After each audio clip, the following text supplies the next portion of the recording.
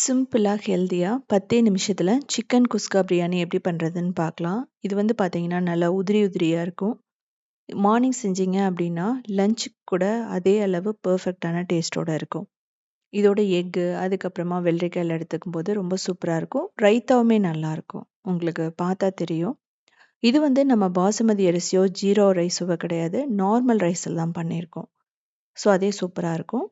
இதுக்கு 2 cup rice எடுத்துக்கலாம். நீங்க கொல்லம் ரைஸ், அதுக்கப்புறம் எந்த ரைஸ் வேணாலும் எடுத்துக்கலாம். இத நல்லா வாஷ் பண்ணிட்டு 10 நிமிஷம் ஊற வச்சா போதும். நான் எடுத்துக்கிறது சோனா மசூரி அரிசி. இப்போ சிக்கன மஞ்சத்தூள் உப்பு போட்டு நல்லா வாஷ் பண்ணி எடுத்துக்கலாம். மிக்ஸியில பூண்டு, இஞ்சி, தேங்காய், அதுக்கப்புறமா புதினா, கொத்தமல்லி போட்டு நல்லா ஃபைனா அரைச்சு எடுத்துக்கலாம். தேங்காய் போடுறதுனால குஸ்கா பிரியாணியோட டேஸ்ட் அப்படியே வரும். குக்கர்ல எண்ணெயும் நெய்யும் போட்டுட்டு பட்டை, கிராம்பு, ஏலக்காய், பே லீஃப், ஸ்டார் அனீஸ், அதுக்கப்புறம் மராத்தி மொக்கு இதெல்லாம் போட்டுக்கலாம். அதுக்கப்புறம் வெங்காயம் ஒரு வெங்காயம் இல்லைன்னா 2 போட்டுக்கலாம். போட்டுட்டு நல்லா ப்ரௌனா வர வரைக்கும் நீங்கள் வதக்கிடணும். இப்படி வரும்போது மட்டும்தான் அந்த பிரியாணியோட டேஸ்ட் ரொம்ப நல்லாயிருக்கும். இப்போ பச்சை மிளகாய், தக்காளி போட்டுக்கலாம். பச்சை மிளகாய் நீங்கள் காரத்துக்கு ஏற்ற மாதிரி போட்டுக்கலாம். குழந்தைகளுக்குங்கும்போது நீங்கள் அதிகமாக போட வேணாம். பெரியவங்களுக்கு அப்படின்னா நீங்கள் 3 4 பச்சை மிளகாய் கூட போட்டுக்கலாம். நல்லா வதக்கினதுக்கு அப்புறமா நம்ம அரைச்சி வச்சிருந்த அந்த விழுது ஊற்றிடுவோம். ஊற்றிட்டு நல்லா மிக்ஸ் பண்ணணும். இது வந்து பார்த்தீங்கன்னா, பார்க்கறதுக்கு கொஞ்சம் தொன்னி பிரியாணி மாதிரி இருக்கும். நான் ஏற்கனவே தொன்னி பிரியாணி வந்து கர்நாடகா ஸ்டைலில் போட்டிருக்கேன். அதில் வெந்தயக்கீரை ஆட் பண்ணுவோம். இதில் வந்து அதெல்லாம் ஆட் பண்ண மாட்டோம். ஸோ இந்த கலர் பார்த்தா தெரியும். நல்ல டார்க் க்ரீனாக இருக்கும். தேவையான அளவு உப்பு போட்டு மஞ்சள் தூள், மிளகாய் தூள், கொத்தமல்லி தூள், கரம் மசாலா தூள், தேவைப்பட்டால் வறுத்த ஜீரக பொடி கூட நீங்கள் போட்டுக்கலாம். இதையும் போட்டு நல்லா மிக்ஸ் பண்ணுங்கள். இதுதான் வந்து அந்த டேஸ்ட்டை கொடுக்கக்கூடியது. அந்த குஸ்கா பிரியாணிக்கும் ஃப்ளேவர் வந்து சிக்கன்லேயும் இருக்கும், அதுக்கப்புறம் ரைஸ்லேயும் இருக்கும். இப்போது நல்லா வாஷ் பண்ணி வச்ச சிக்கன் அதை போட்டுட்டு நல்லா மிக்ஸ் பண்ணணும். சிக்கனில் வந்து பார்த்திங்கன்னா ப்ரோட்டீன் அதிகமாக இருக்கும் அந்த எலும்புகள்லேயும். ஸோ அப்படிங்கும்போது குழந்தைகளுக்கு போன் ஸ்ட்ரென்த்துலேருந்து ஆரம்பித்து ரொம்ப ரொம்ப நல்லது கூட. காய்கறி எல்லாம் எதுவும் இல்லாத டைமில் கண்டிப்பாக இப்படி செஞ்சு கொடுத்து பாருங்கள். அப்படி இல்லை அப்படிங்கிற பட்சத்தில் நீங்கள் காலிஃப்ளவர் போட்டுக்கலாம். சிக்கன் பிடிக்காதவங்களுக்கு சொல்கிறேன். தேவைப்பட்டால் நெய்யோ இல்லை வந்து ஆயிலோ விட்டுட்டு நீங்கள் வதக்கலாம். இதே ஸ்டைல் மட்டனும் பண்ணலாம். நீங்கள் மட்டனில் வந்து விட்டமின் B12 இருக்கிறதுனால அதுவுமே நல்லது கூட. இப்போது நம்ம தண்ணி ஊற்றணும். இது வந்து மூழ்கிற அளவுக்கு ஊற்றுங்க போதும். இதே வந்து ரைஸ்க்குமே பர்ஃபெக்டாக இருக்கும். எக்ஸ்ட்ரா வந்து நீங்கள் தண்ணி ஊற்றணும்னு அவசியமே இல்லை.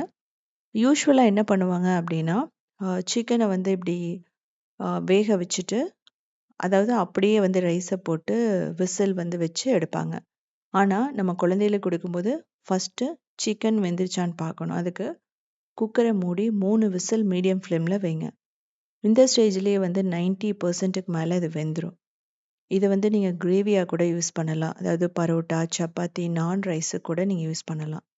சூப் மாதிரியும் குடிக்கலாம்.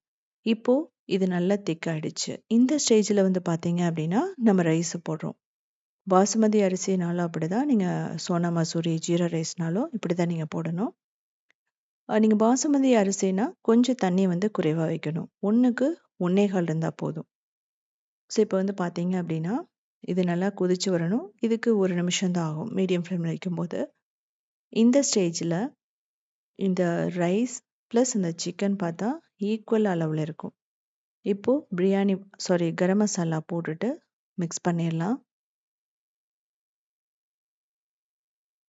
இந்த ஸ்டேஜில் மூடி 1 விசில் வந்து ஹை ஃப்ளேம்லேயும் 2 விசில் லோ ஃப்ளேம்லேயும் வச்சா போதும்.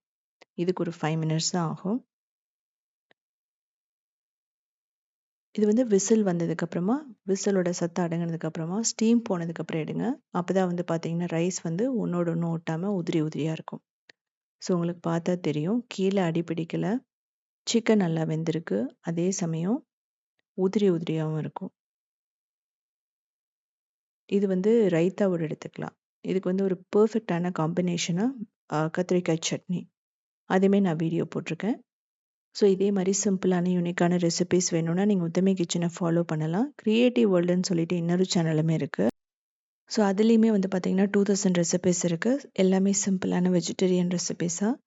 அது மட்டும் இல்லாமல் சவுத் இண்டியன் ஃபுட்ஸ்.in வெப்சைட்டையுமே ரன் பண்ணிகிட்ருக்கோம் 19 இயர்ஸாக. 8000 ரெசிபீஸ் இருக்குது.